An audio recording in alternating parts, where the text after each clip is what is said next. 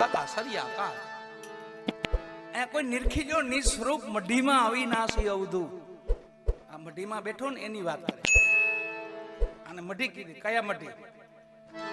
મઢુલી કહેવાય આને.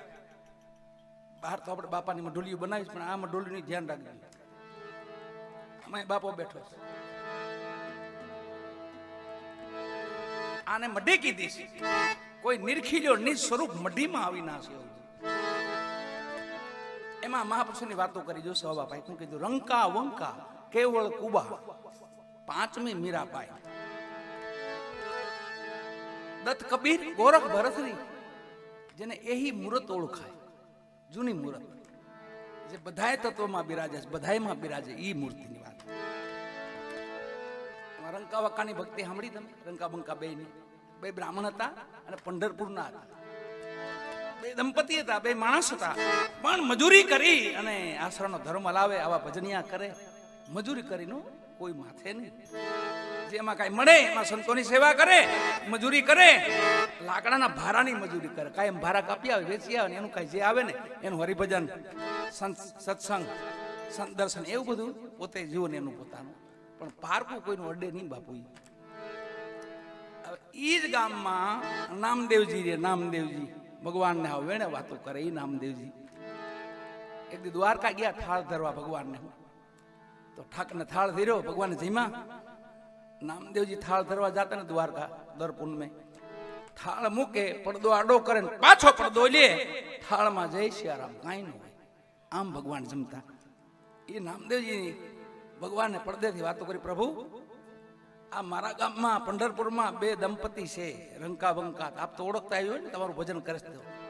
હા, તો પ્રભુ એની ભક્તિ કેમ આપને કેમ લાગે છે? કે પાકા છે, એમાં કાંઈ ફેરફાર ન થાય. અરે પણ પ્રભુ મારા જ ગામમાં એટલે થોડીક પરીક્ષા કરો તો મને મજા આવે, મને ખ્યાલ આવે ને એ આગળ છે, હું આગળ છું. ભગવાન જેના મિત્ર હોય એ તો પછી આપણે ખાલી મોદી સાહેબ આપણા મિત્ર છીએ ત્યાં તો આપણામાં આભે આંબી જઈએ. આ ભગવાન બોલો, જગતનો નાથ, એ જેનો મિત્ર બની ગયો હોય, એને વેણે વાતો કરતો ને એના કામ કરતો હોય, પછી તો એ પાવર ક્યાંય માય. પણ એ પાવર પોતાને ઈચ્છુક મારી જે કોઈ ભક્તિ ભગવાનની કરતું નથી, એવો પોતાને અહમ આવ્યો થોડો, એમાં આ ઘટના ઘટી. રંકા વંકા કેવળ કુબા, કેવલ ભગત થયા રાજસ્થાનમાં. આ રંકા વંકા પંઢરપુરમાં થયા. બે બ્રાહ્મણ હતા, બે દંપતી હતા, લાકડાના ભારા કાપે અને મજૂરી ગુજરાન હલાવે અને ભજન સત્સંગ કરે. એમાં ભગવાને કીધું તમારે એની પરીક્ષા કરી. હા પરીક્ષા કરો પ્રભુ. તો હાલો હું આવું છું. આપણે પંઢરપુરમાં અહીંયા દ્વારકાધીશ કહે તો અહીંયા પંઢરપુરમાં વિઠ્ઠલનાથ કહે છે. હે વિઠ્ઠલ, હે વિઠ્ઠલ, વિઠ્ઠલ. વિઠ્ઠલના ભક્તો જાજા છે. ભગવાન વિઠ્ઠલ રૂપે ગયેલા અને કીધું પરીક્ષામાં શું કરીશું? પ્રભુ એક કામ કરી, આપણે લાકડાના ભારા ત્યાર મૂકી દઈએ, જો થોડી ખોટ હશે ને તો ઉપાડ લે. કોઈ વાંધો નહીં એમ કરી. હાલો 10 ભારા જે ભગતને બે નો આવ્યા ને એની મોર 10 ભારા કાપીને મૂકી દીધા. તો સતીન ભગત બે આવ્યા ને આમ જોયું તો 10 ભારા ત્યાર કાપેલા, બાંધેલા. આજુબાજુ જોયું કોઈ ન મળે, પણ બે માણસ સામું જોઈ લીધું કે આપણા નહીં લેવાય નહીં. હાલો આપણે કાપવા માંડી. બીજા 2 ભારા કાપ્યા, ગામમાં એવા વેચ્યા. નામદેવજીને કીધું એ નહીં અડે, મારા ભક્તો છે, નો અડે કોઈ નહીં. કે પ્રભુ આ તો એક દી છો ને હજી જોત ખરા. એવું 5 દી ભારાનું કર્યું, ભારા નો અડ્યા. પછી એક દી કીધું પ્રભુ હવે છેલ્લી પરીક્ષા કરો. ભગત ભારો લઈને આગળ હેલા જાય છે, માતાજી હેલા આવે છે. રંકા ભગત, બંકા માતાજી. ભગવાને હોના મોર નાખી દીધા આગળ. ઓલી ગીનીઓ આવે ને હોનાની લગડીયું, ઢગલો કરી દીધો આગળ. અને બે ઝાડવાડા હતા ગયા, નામદેવજી ભગવાન બે. હવે જો પ્રભુ કે હોનાની ગીનીમાં શું થાય છે? તો ભગત ભારો આમ માથે તો નામ જોયું ને હેઠે તો હોનાની ગીનીઓ પડેલી. તો ભગત ઓહો હો, આ તો ધન છે. હાલો હું તો નહીં લઉં, પણ સતીનું કદાચ મન લલચાઈ જાય તો. એટલે ઠેબુ મારીને માથે બાપુ ધૂળ વારી. તો વાંથી સતી શું બોલ્યા ખબર? અરે ભગત, હજી ધૂળમાં ધનમાં હજી કઈ તમને ભ્રાંતિ ગઈ નથી. હજી એ ધૂળ જ છે, એની માથે ધૂળ ન વારવાની. હાલો હાલો. આવા મહાપુરુષોના ચરણે વહી જાય ને તો મુહૂર્તની ઓળખાણ કરાવી દે આપણને. અને મુહૂર્ત આપણામાં બેઠી છે, પણ સૂર્યનારાયણ જેવું છે. કેવું ખબર? વાદળ આવી જાય દેખાય? ન દેખાય. આમ વાદળ હાટ્યા, આમ હોળ ખળાનો નારણ દેખાય. સંતોએ વાણી લગે, ખબર મારો હીરો ખોવાનો કચરામાં. હીરો છે આ.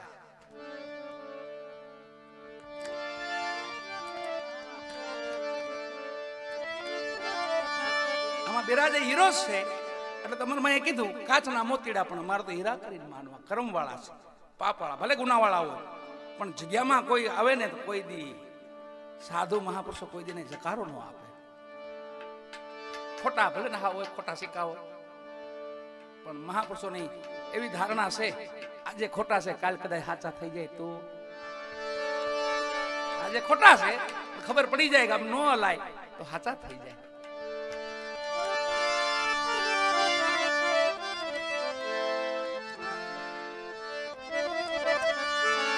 બસ 2 દિવસની જિંદગી છે, એક વહી ગયો છે, એક બાકી છે. એને સુધારવા માટે તો મારા વિપુલ બાપુ, મારા કાપડી બાપુ બધા ભજનો કરે છે. એમને શું જરૂર છે? પણ સંતનો સ્વભાવ છે એવો ગુરુપદ છે. ગુરુપદ, સાધુ એટલે ગુરુપદ. અને ગુરુ કોઈ દી ડુબાડે નહીં. સદગુરુ તારણ તરણ સેવકુ સદગુરુ કો એહી ધારો હે.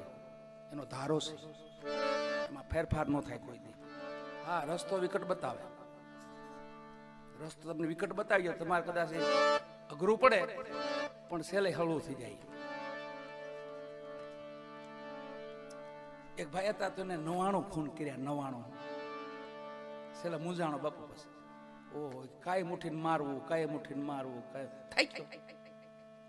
કોકને પૂછ્યું કે શું કરવું, કે સાધુ પાસે વહી જાઓ, તમારો ઉદ્ધાર થઈ જાય, તમને માર્ગ બતાવશે. ઈ જ ગામના બાપુ. બાપુ ઓળખે 99 ખૂન કર્યા છે. આવીને પગ પકડ્યા કે બાપુ મને કંઠી બાંધો. જો બાપુ ના પાડે તો હોમું બાપુનું કરે, તો હોમું બાપુનું કરે. બાપુ જોયું, ઓહો આને કંઠી બાંધો તકલીફ છે. પણ સંત છે ને, સાધુ છે ને, એની પાસે રસ્તો હોય. ગમે તેવો અઘરો માણા હોય, વિકટ માણા હોય, પાપી હોય, કર્મી હોય, પણ સવા બાપત એવું કે કોટા ને કોટ કર્મ બળી જાવે, કર્મનો નાશ કરી નાખે સાધુડા. પણ એને શરણે જવું પડે. વાલા બાપુ કીધું કોઈ વાંધો નહીં ભાઈ, કંઠી બાંધું, પણ મારી એક શરત છે. બોલો બાપુ બોલો. આ તો એમ તો મરદ માણા તો પીસેટ કરે એવો નતો કઈ. બોલો બાપુ, તમારી શરત બધી મને મંજૂર છે. એ કે આલા તને કંઠી હું 12 વર્ષ પછી બાંધી તો તને ભ્રમણ કરતો હોય બધું, 68 તીર્થનું, 4 ધામનું, અને આલા લાકડી તને દઉં. હા, વકીલ લાકડી આપી હું, રાયણની, ઓલે હોળાવાળી રાયણની લાકડી આવે ને આપી. આલે બેટા, આમાં જદી કોટા ફૂટે ને તેદી આવજે. આ તો ભાઈડો માણા, મરદ માણા, તો કોઈ વાંધો નહીં બાપુ, તેદી આવું. બીજું હું ઉપડો લાકડી લઈને 68 તીર્થ કર્યા, 4 ધામ કર્યા. પછી 12 વર્ષ થઈ ગયા. હવે બાપુ પાસે લાકડી કોટા ન ફૂટે, કે બાપુ પાસે જવું કે આમાં કોટા ફૂટે તો આવવાનું કીધું, બાકી જવાય નહીં બાપુ પાસે. તો જગ્યા થોડોક 2-3 કિલોમીટર સેટો, ત્યાં કુટિયા જેવો તો પાણીનો ડુકાળ એવો પડેલો, કઈ પાણી મળે નહીં. એ કુટિયા પાસે કઈનો લાલચ, આમ હાથ જોડે કરગર, મને થોડુંક પાણી પાવ ને. ઓલો કુટિયાનો માલિક હતો ને, એ કે નહીં હો, ટીપુ કે પાણી અડતો નહીં. તો આને 2 વાર કીધું તો આને ત્યાં વડલા પાસે બેસી ગયું બિચારો. કે આ પાણી નહીં પાય. હવે પણ કોટાનો પડતા બાપુ ત્યાં નો જવાય. લાકડી રાખી થડે વિહામો લીધો. એમાં આમથી 100 ગાયો આવી બાપુ, અને વાહે ગોવાળ આવ્યો. પેલા કુટિયા વાળાને આમ હાથ જોડે, ભાઈ અમારી ગાયોને થોડું પાણી પી લેવા દે ને, તો કે તને આશીર્વાદ મળશે. અરે મારા માલિકનો હુકમ નથી, આમાંથી એક ટીપું પાણી નો ઓડાય કોઈથી.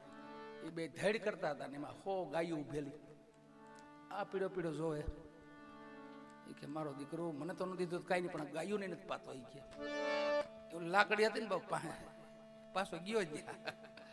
99 તો કર્યા હતા, એકને ભળવી નાખ્યું. ત્યાં 100 પૂરા થયા ને, તો લાકડી પાસે લઈને સામું જોઈને તો લાકડી કોટા ફૂટી ગયા બાપુ. કોટા ફૂટી ગયા લાકડી બાપ. 100 ગાયું પાણી પી લીધું ને તો લાકડી કોટા ફૂટી ગયા. આ સંતોની ગતિ છે, મારા નાથની ગતિ છે. એમાં આપણે પાર નો પામી શકીએ. બસ ભજન, હરિભજન, સમરણ, એના નામની બંદગી. મુનાભાઈ કીધું ને, સौंप दिया जीवन भर का, सब भार तुम्हारे हाथों में, जीत तुम्हारे हाथों में, हार भी तुम्हारे हाथों में. આપણે કાંઈ જોતું નથી. આપણે બસ તમારા બધાનો પ્રેમ અને આવી જમા જાગરણની રાત જાય એટલે બસ આનંદ છે વાલા. આમ કરતા કરતા ધર્મ માટે અને ભક્તિ માટે વેચાઈ ગયા. છેલ્લે કાશીનગર ત્રણેય મહાપુરુષો વેચાય છે. છેલ્લી ઘટના કસોટી તો તમે જો કેવી કસોટી બને છે. માં તારા દેવ અવધના મહારાણી કહેવાય. વચનની ખાતર ત્રણેય વેચાણા અને છેલ્લે રોહિતને સરપદંશ થાય છે. અને માં તારાદેને ખબર પડે છે. રોહિતને લીધા ભેગા ખોળામાં લીધા, તેડી ખાપણની વાલા ખાપણ ઓઢાડવાનું ખાપણ. ભક્તિનો મહિમા તો જોવો તું. માએ અડધો હાડલો ફાડ્યો, અડધો પોતે ઓઢ્યો અને અડધો દીકરા માથે ઓઢાડ્યો. રાજકુમાર, અવધનો રાજકુમાર દીકરા માથે ઓઢાડીને માણ માં જઈને બેહી ગયા. અને મહારાજા હરિચંદ્ર ની ન્યાજ નો કર્યો, ન્યાજ નો કર્યો.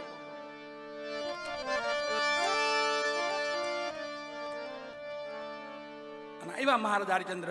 રાતનો સમય વીતી ગયેલો છે.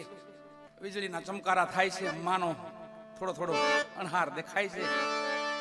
પણ વીજળીના ચમકારમાં ઓળખી ગયા કે ઓહો આ તો મારો દીકરો ને સતી છે. પણ વચન આડું હતું. ભાવ બતાવાય નહીં, ઓળખાણ કઢાય નહીં. એના માલિકનો હક માંગવા માંડ્યા કે સતી દા પછી દેજો, મારો હવા રૂપિયો ટકો અને ગળિયો ખીચડી એ મને આપી દેજો, પછી દા દેજો. માં તારા દે કીધું ઘરે નાથ મારી પાસે ખાપાણી નથી ને મારા દીકરાને મારો હાડલો ઉડાડ્યો છે. તમે મારી પાસે આ બધું માગો છો, મને દાહ દેવા દો. હવે એ નગરમાં વાય કેવી ફેલાણી, વાયકા એવી ફેલાણી કે શમશાનમાં કોઈક ડેણ આવી છે, ડાકણ આવી છે. માં તારા દેને કેવો જગત ડેણ આવી છે, ડાકણ આવી છે અને મળદા ભરખે છે. અને ઈ હુકમ આપ્યો કોને? મહારાજા હરિચંદ્રને. એને ખત્મ કરી નાખો અને મારી નાખો. હાથમાં શમશેર લઈને ગયા મહારાજા હરિચંદ્ર કે મારું દાન આપો, આ તમારા મૈત નહીં સળગાવા દઉં. કાંઈ છે નહીં પાસે, ખાપણ નો તો બીજું શું વાલા. હાથ જોડે છે પણ હાથથી માનતા નથી. અને ક્રોધ આવ્યો મહારાજા હરિચંદ્રને. ખડક ઉપાડ્યું, આમ માથે ખડક ઉપાડ્યું તારા દે માથે. તે કીધું નાથ ઓળખો છો? હાથ એમને રાખજો, હવે ઓળખો છો? એમને રાખજો, હવે ઓળખો છો ને હું કોણ છું? હું તો એ કોણ છે કે બધી ખબર છે મને, પણ મારા ગુરુનું વચન મારી આડું છે. હું વચન ભંગી નહીં થાવ. તમે તારા દેશો, મારો દીકરો રોહિત છે, પણ મારો ટકોર મારો હક આપો, પછી દા દેજો. તો નાથ તલવાર જે ઉપાડી છે ને એને જો ખડક હેઠું ઉતારો, મારા માથા સિવાય તમને બ્રહ્મત્યાનું પાપ છે. અને વાલા મહારાજ હરિચંદ્રે ખડકને મારવાની તૈયારી કરી. સ્વયંભુ ભગવાન પ્રગટ થયા, વિષ્ણુ નારાયણ સ્વયંભુ નાથ આવ્યા.